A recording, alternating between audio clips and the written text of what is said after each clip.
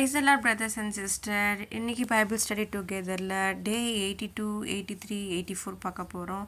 நம்ம 12வது அதிகாரத்துலேருந்து 23வது அதிகாரம் வரைக்கும் பார்க்க போகிறோம். ஃபஸ்ட்டு நம்ம 12வது அதிகாரம் பார்த்துக்கலாம். இதில் யூதாவின் ராஜாவான யோவாஷின் ஆட்சியை விவரிக்கிறது. அவர் ஆசாரியனான யோய்தாவின் வழிகாட்டுதலின் பேரில் ஆலயத்தை பழுது பார்த்து ஆரம்பத்தில் கடவுளின் வழிகளை பின்பற்றினார். ஆனால் பின்னர் அவரது ஊழியக்காரர் சதி செய்து அவரை கொன்றனர். அடுத்த அதிகாரம் 13. இதில் இஸ்ரவேலில் யோவாகாஸ் மற்றும் யோவாஸ் ஆகியோரின் ஆட்சி காலங்களை விவரிக்கிறது. அவர்களின் துன்மார்க்கம், கர்த்தருடைய கோபம் மற்றும் தீர்க்கதரிசி எலிசாவின் மரணம், யோவாஸ் மரணம், படுக்கையில் அவரை பார்க்க வந்த ராஜா உட்பட இதை பற்றி தான். அடுத்த அதிகாரம் 14. இது யூதாவின் அமத்சியா மற்றும் இஸ்ரவேலின் 2ஆம் யெரொபெயாமின்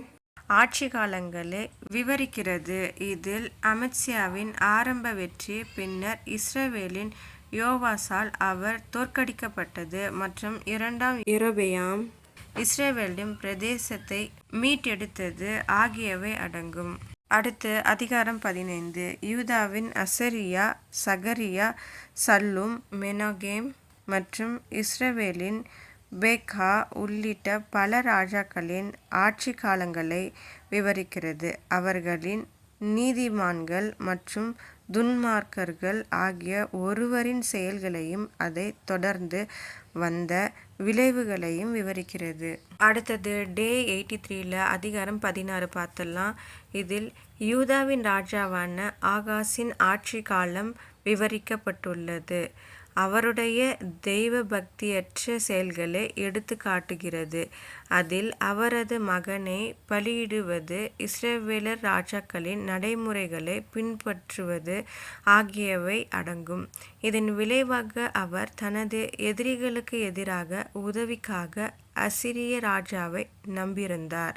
அடுத்ததாக 17வது அதிகாரம். இதில் இஸ்ரவேலின் கடைசி ராஜாவான ஹோசேயாவின் ஆட்சி, ஆசிரியர்களிடம் சமாரியர் வீழ்ச்சி, பின்னர் இஸ்ரவேலர்கள் விக்கிரக ஆராதனை மற்றும் கடவுளுக்கு கீழ்ப்படியாமல் போனதால் நாடு கடத்தப்பட்டதை விவரிக்கிறது. அடுத்து 18வது அதிகாரம். இதில் எசேக்கியா ராஜாவின் நீதியான ஆட்சி, யூதாவில் அவர் செய்த சீர்திருத்தங்கள், அதை தொடர்ந்து வந்த ஆசிரிய படையெடுப்பு, எசேக்கியா ஆரம்ப கப்பம் செலுத்துதல் மற்றும் அசிரிய தளபதி ரப்சாக்கேயின் நிந்தனைகள் உட்பட. அடுத்த அதிகாரம் 19.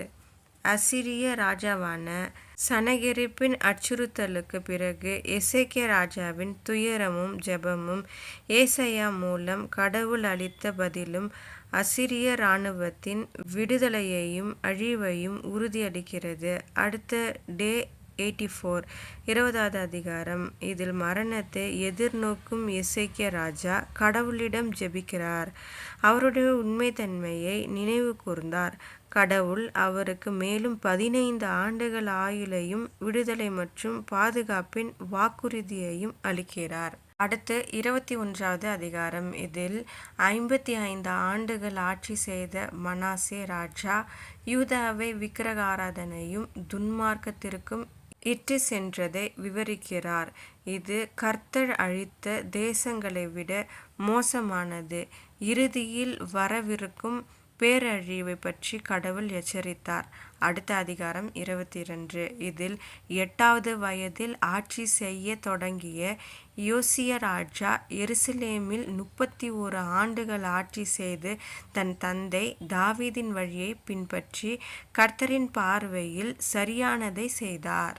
அடுத்து 23வது அதிகாரம். இதில் உடன்படிக்கை புத்தகத்தை கண்டுபிடித்த பிறகு யோசியா ராஜா யூதா மக்களை கடவுளுடனான உடன்படிக்கையை புதுப்பித்து தேசத்திலிருந்து விக்கிரக ஆராதனை நீக்கி உண்மையான வழிபாட்டை மீட்டெடுப்பதில் வழி நடத்துகிறார். ஓகே பிரதர்ஸ் அண்ட் சிஸ்டர், ஜெபம் பண்ணி இந்த வீடியோ முடிச்சுக்கலாம். அப்பா பிதாவே, நாங்கள் எப்பொழுதும் உங்கள் வழியில் நடக்கணும், உமக்கு கீழ்ப்படிந்திருக்கணும். நீர் காண்பிக்கிற வழியில் உமக்கு பிரியமாக நடக்க கிருபை செய்யுங்க. நீர் எங்களோடு இருப்பதற்காக கோடான கோடி நன்றிகள் இயேசுவே. ஆமீன். ஓகே பிரதர்ஸ் அண்ட் சிஸ்டர், நம்ம அடுத்த வீடியோவில் பார்க்கலாம். Subscribe my channel.